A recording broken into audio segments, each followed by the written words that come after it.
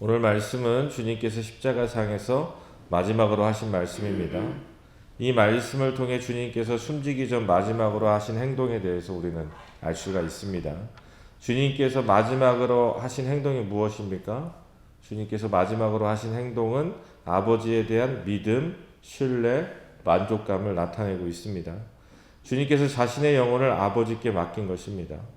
영혼은 인간의 가장 귀중한 보물입니다. 이 보물을 의탁한 분은 다름 아닌 자신의 아버지였습니다.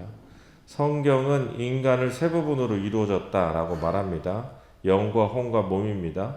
영과 혼이 어떻게 다른지 잘라서 설명하기 쉽지 않지만 분명한 것은 영은 혼보다 복잡한 인간 존재에서 가장 상위에 해당한다는 것입니다. 인간을 짐승과 구분하거나 인간과 하나님을 연결해 주는 것이 바로 영입니다. 영은 하나님께서 우리 안에 지으신 것입니다. 주님은 아버지의 손에 지금 자신의 영혼을 맡기는 것을 통해 온전한 믿음을 보여주고 계시는 것입니다. 주님께서는 자신의 영혼을 아버지께 맡길 때 큰 소리로 말씀하셨다라고 기록하고 있습니다. 모든 사람이 다 듣도록 큰 소리로 외치고 계시는 것입니다.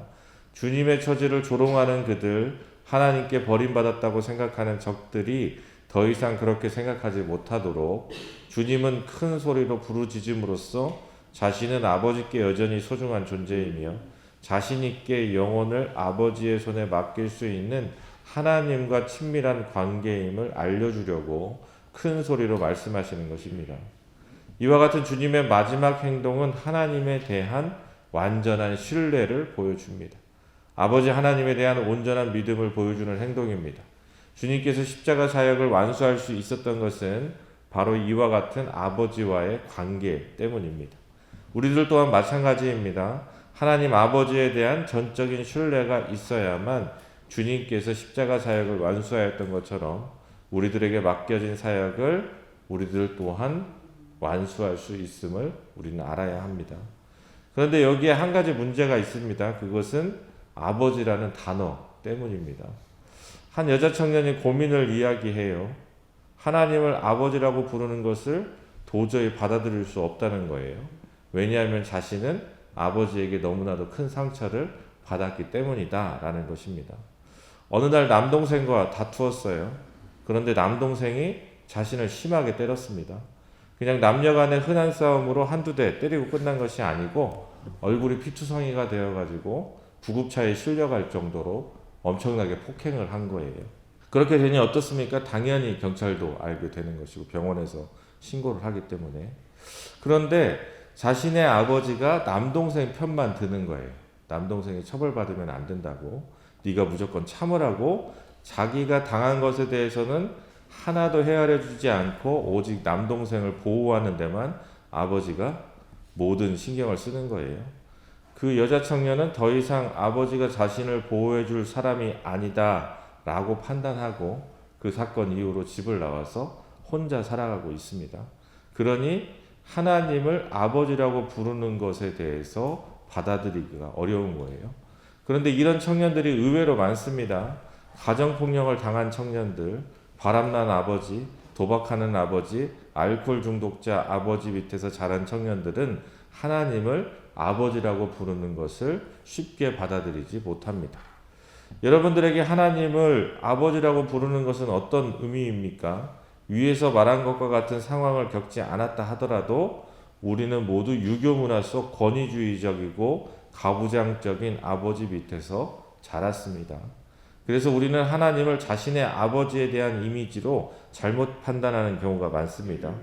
하나님을 무서운 존재로 생각하기도 하고 권위적인 대상으로 생각하기도 합니다. 그래서 절대 복종하지 않으면 무서운 형벌을 내릴 것 같은 가부장적인 존재로 생각하기도 합니다. 그렇습니다. 하나님은 사랑이시라고 고백하면서도 우리는 이중적인 아버지의 이미지로 인해서 실제적으로 사랑의 하나님이 무엇인지에 대해서 잘 모를 때가 많습니다. 왜냐하면 그런 아버지를 경험해 본 적이 없기 때문에 그렇습니다. 그러면 성경이 하나님을 아버지라고 부르는 이유는 무엇일까요? 당시 이스라엘에서 아버지가 오늘날 우리가 아는 모습보다 더 자유로웠기 때문일까요? 결코 그렇지 않습니다. 그 시대 이스라엘의 아버지 또한 매우 엄격하고 가부장적인 권위의 상징이었습니다. 그러면 주님께서는 그와 같은 시대에 왜 하나님을 아버지라고 부를까요? 그 시대 사람들 또한 하나님을 아버지라고 부르면 가부장적인 권위의 상징인 아버지의 모습을 보고 자랐기 때문에 아버지에 대한 단어의 이미지 때문에 하나님을 오해할 수 있을 것이 분명함에도 왜 예수님은 아버지라고 하나님을 불렀을까요?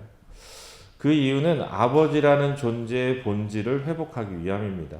그것은 탕자의 비유를 보면 잘 나와 있습니다. 하나님 아버지가 어떤 아버지인지 탕자의 비유 속에 잘 표현되어 있습니다. 탕자가 아버지가 살아있을 때 유산을 요구합니다. 그 시대에 아버지가 살아있을 때 재산을 요구하는 것은 아버지가 빨리 죽으라고 저주하는 행동과 같은 것으로 여겨졌습니다. 즉 패륜을 저지르는 것이죠. 그렇게 패륜을 저지르면 아버지가 살아계실 때 원하면 유산을 나눠주기는커녕 즉시 매질을 하거나 관계를 끊는 것이 상식적인 행동입니다. 그 시대에. 그런데 탕자의 비유에 나오는 아버지는 어떻게 합니까? 아들의 무례한 요구를 묵묵히 들어주며 자신의 생명과 같이 여겨지는 재산을 나눠줍니다. 탕자가 유산을 탕진하고 더 이상 버틸 수 없자 집으로 돌아옵니다.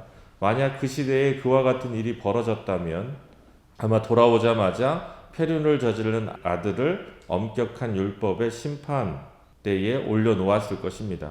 그렇지 않았더라도 아버지는 엄격하고 근엄한 태도로 자녀가 자신의 죄를 뉘우치고 용서를 빌며 자신의 권위에 굴복하기를 기다렸을 것입니다. 그런데 탕자의 비유에 나오는 아버지는 어떻게 하죠? 아들이 멀리에서 오는 것을 보고 채통을 버리고 달려가 목을 안고 입을 맞춥니다. 그와 같이 한 이유는 이 마을 사람들이 저 페류나를 향하여 돌팔매질하는 것을 미리 막기 위함이기도 합니다. 그와 같은 보호 조치였어요. 페륜을 저지른 아들을 마을 장로들에게 끌고 가 그가 행한 행동을 이야기하고 그가 한 행동이 페륜으로 인정되면 처벌할 권한이 있었습니다. 그런데 탕자의 비유 속 아버지는 아무런 조건 없이 아들의 지위를 회복시켜 줍니다. 제일 좋은 옷을 입히고 가락지를 끼우고 즉각적으로 다시 아들로 받아들여 줍니다. 그리고 조건 없이 잔치를 베풀어 줍니다. 이것이 성경이 말하는 아버지의 모습입니다. 주님은 이와 같은 모습을 알려주기 위해서 하나님을 아버지라고 부르고 있는 것입니다. 그래서 주님은 아버지를 아바라고 부릅니다. 아바는 어린아이들이 아빠라고 부르는 것과 같은 단어입니다. 어린아이들이 아버지를 부를 때 쓰는 아주 친밀하고 일상적인 단어입니다. 주님은 성인이셨죠. 그리고 메시아이셨어요. 그런데도 불구하고 하나님을 어떻게 부르고 있습니까? 아빠라고 부르고 있는 거예요. 가부장적인 아버지가 아닌 자녀가 언제든지 달려가서 안길 수 있는 가깝고 친밀한 보호자, 자신을 돕는 자, 자신을 지켜주는 자로 아버지를 보고 있는 것입니다. 세상에 부족한 아버지에 대한 이미지를 교정하고 본래의 아버지의 의미를 깨우치기 위해서 주님은 그와 같이 행동하신 것입니다. 그렇습니다. 태초의 아담이 본질적인 아버지의 모습입니다. 하나님은 하나님의 형상을 아담에게 부여해 주셨습니다. 그리고 하나님이 지으신 세상을 잘 관리하도록 사명을 주셨어요. 자애로운 아버지의 모습으로 세상을 품으라는 것입니다. 아담에게 하와를 주셨을 때 자애로운 아버지의 모습을 가진 아담은 내 뼈 중에 뼈요 살 중에 살이라고 고백합니다. 가부장적인 위계 질서는 보이지 않습니다. 사랑으로 하나 되는 모습이 보입니다. 그렇게 서로 사랑하며 서로 도우며 살아가는 것입니다. 물론 죄 짓기 전까지 그렇게 살았습니다. 내가 하나님을 아버지라고 부르는 것에 대해서 우리는 다시 한번 생각해 봐야 합니다. 그리고 주님이 말씀하시는 아버지에 대한 모습을 우리 마음 가운데 간직할 수 있어야 됩니다. 그래야 주님이 지금 아버지께 자신의 영혼을 맡기는 의미를 우리가 제대로 깨달을 수 있는 것입니다. 그래야 우리들 또한 아버지께 주님처럼 나의 영혼을 전적으로 맡길 수 있게 되는 것입니다. 온전한 믿음으로, 온전한 신뢰로 나의 모든 것을 아버지께 의탁할 수 있는 것입니다. 또한 우리는 본질적인 아버지 인가를 스스로 바라볼 수 있어야 됩니다. 그것은 어머니도 마찬가지입니다. 나는 하나님의 인격을 소유한 자인가, 그런 아버지인가, 그런 어머니인가를 살펴볼 수 있어야 합니다. 그 모습을 회복하지 못하면 그것 또한 하나님 앞에 죄임을 알아야 됩니다. 주님은 아버지와 온전하게 영적으로 교통하셨습니다. 주님은 십자가를 지기로 결정하기 위해 기도할 때도 아버지와 영적인 교제를 나누었습니다. 십자가를 지고 처음 하신 말씀도 아버지여 저들의 죄를 용서해 달라고 외쳤습니다. 그리고 십자가의 마지막 말씀도 아버지여 내 영혼을 아버지의 손에 부탁하나이다 라고 말씀하셨습니다. 물론 십자가상에서 잠시 외적으로 하나님과의 영적인 교통이 단절된 것처럼 보였지만 결국 하나님과의 영적 교통을 회복하셨습니다. 주님은 아버지라는 말을 정말 자주 언급합니다. 주님의 아버지에 대한 첫 번째 언급은 누가복음 2장에 나옵니다. 어린 시절에 성전에 갔다가 집으로 돌아가는 길에 아들을 잃어버리고 성전에서 다시 찾았을 때 주님은 이렇게 말합니다. 내가 내 아버지 집에 있어야 될 줄을 알지 못하셨나이까? 라고 말합니다. 주님의 공식적인 첫 번째 설교인 산상수훈에서는 아버지를 17번 말씀하고 있습니다. 요한복음 14장에서 16장까지 십자가를 지시기 전 제자들에게 당부하시는 말씀을 하실 때에는 아버지라는 단어가 무려 45번이나 언급되고 있습니다. 그리고 이어서 그리스도의 위대한 대제사장 기도가 있는 17장에서는 아버지를 6번 더 언급하고 있습니다. 그리고 지금 운명하시기 전 마지막 순간에도 아버지여 내 영혼을 아버지 손에 부탁하나이다 라며 아버지를 부르고 있습니다. 이처럼 주님은 아버지와 아주 친밀했습니다. 아버지와 늘 함께 했습니다. 그래서 그리스도의 사명을 다하고 부활 승리를 이룰 수 있었던 것입니다. 그러니 주님의 아버지가 우리의 아버지가 된다는 것이 얼마나 복된 일입니까? 주님의 아버지시기 때문에 우리의 아버지입니다. 주님의 십자가의 보혈의 능력으로 이제 주님을 믿으면 하나님이 우리의 아버지가 된다는 것을 우리는 알아야 됩니다. 이것은 정말 놀라운 일입니다. 하나님께서 나의 아버지이시기 때문에 나를 사랑하십니다. 그리스도를 사랑하시는 것처럼 나를 사랑하십니다. 그러므로 하나님께서 나를 돌보십니다. 그러므로 모든 필요를 공급해 주실 것입니다. 하나님은 나의 아버지이심으로 나를 지켜주실 것입니다. 낮에 해가 상치 않게 밤에 달이 해치 않게 나를 지켜주실 것입니다. 하나님은 나의 아버지이심으로 모든 것이 협력하여 선을 이루는 삶을 살아가도록 나의 삶을 인도해 주실 것입니다. 이 얼마나 귀한 말씀입니까? 이 얼마나 우리의 인생에 고단한 인생의 위로가 되는 말씀입니까? 하나님은 바로 당신의 아버지인 것입니다. 그러니 주님처럼 모든 것을 아버지께 맡기시기 바랍니다. 주님께서 자신의 영혼을 아버지의 손에 부탁하신 것처럼 우리의 인생을 주님께 부탁하시기 바랍니다.